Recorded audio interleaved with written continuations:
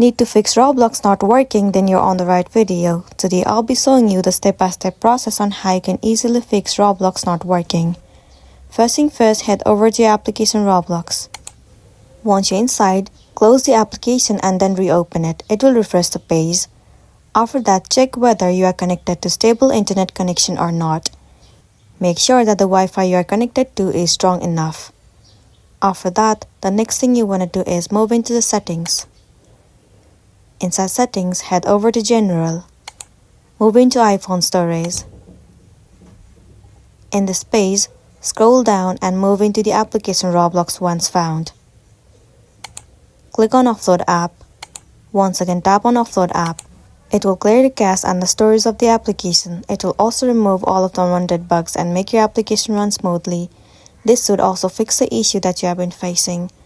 If not, move into the App Store and check whether your application is up to date or not.